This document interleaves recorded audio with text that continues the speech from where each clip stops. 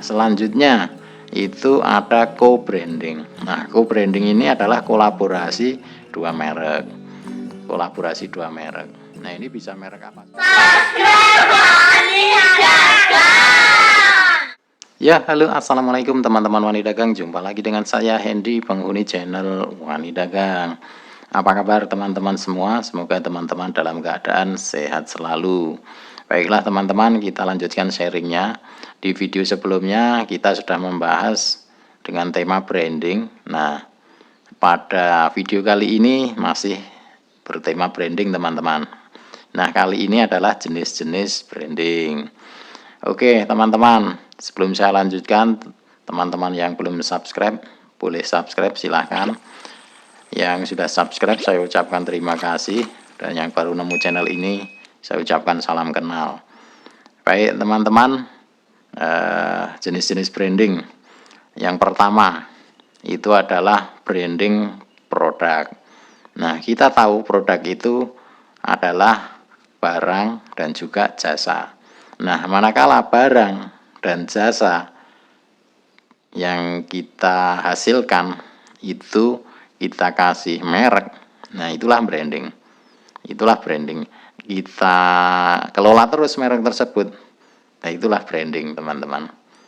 Nah, kita bisa lihat brand-brand terkenal yang sehari-hari kita bisa lihat di warung-warung.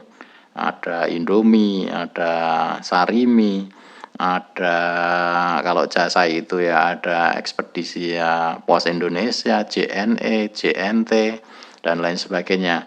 Itu brand-brand yang terkenal. Nah, itulah branding produk teman-teman. Kemudian yang kedua adalah personal branding. Nah, branding ini untuk orang teman-teman. Jadi bagaimana orang itu mengenal seseorang tersebut sebagai apa gitu teman-teman.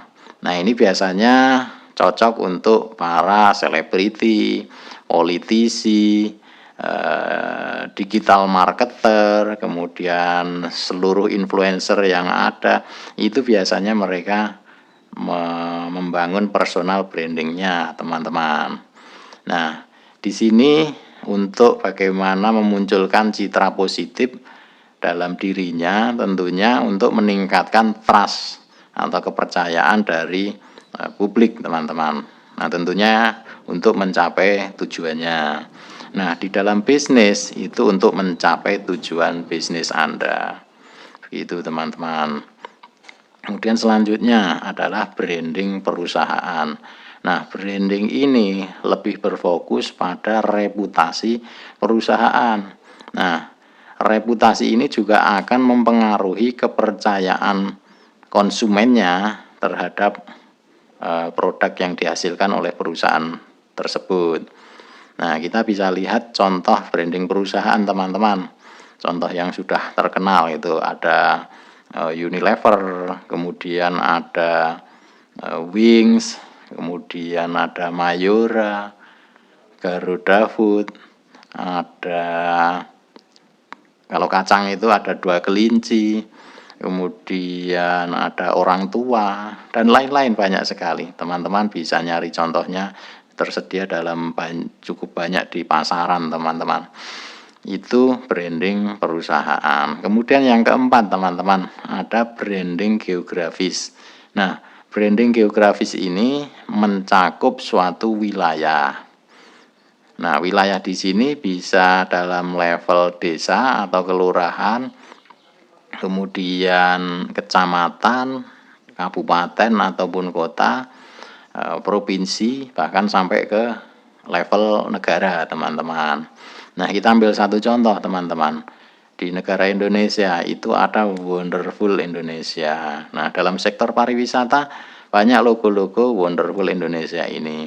Nah, inilah branding yang levelnya adalah level negara. Tentunya bertujuan untuk meningkatkan sektor pariwisata di Indonesia. Kemudian yang levelnya provinsi, kita pernah tahu di Jogja itu ada Never Ending Asia, itu di tahun 2001 teman-teman, sudah cukup lama. Nah, ini bertujuan untuk memajukan sektor pariwisata, bahwa Jogja itu bukan destinasi yang kedua atau ketiga, tapi destinasi utama untuk orang itu rame-rame ke Jogja, begitu teman-teman. Kemudian di tahun 2015 Jogja menciptakan tagline baru, branding baru, yaitu Jogja Istimewa, begitu teman-teman. Kemudian di level kabupaten, itu kabupaten yang tempat saya tinggal, itu biasanya setiap tahun di branding teman-teman, yaitu pada saat ulang tahun pemerintah Kabupaten Temanggung. Nah, contoh logonya ini ada, bisa kita lihat contohnya seperti ini teman-teman. Nah, itulah branding kewilayahan yang memang diprakarsai oleh pemerintah, begitu teman-teman.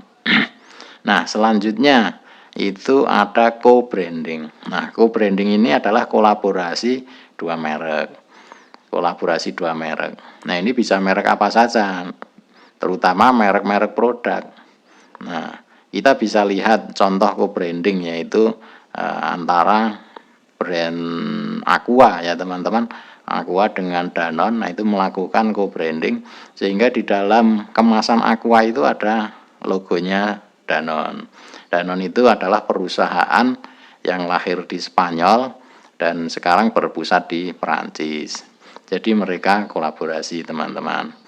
Nah, tujuan kolaborasi ini adalah untuk meningkatkan kesadaran merek bagi para konsumennya, sehingga tentunya market mereka akan tumbuh. Begitu teman-teman. Nah, 1, 2, 3, 4, 5 sudah saya paparkan.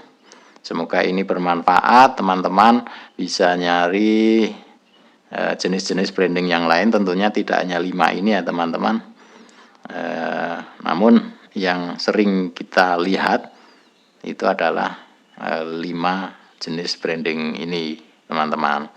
Oke, itu saja teman-teman yang bisa saya sampaikan. Semoga ini bermanfaat untuk menambah wawasan teman-teman. Semoga teman-teman lebih semangat lagi dalam mengelola usahanya, dan salam dagang.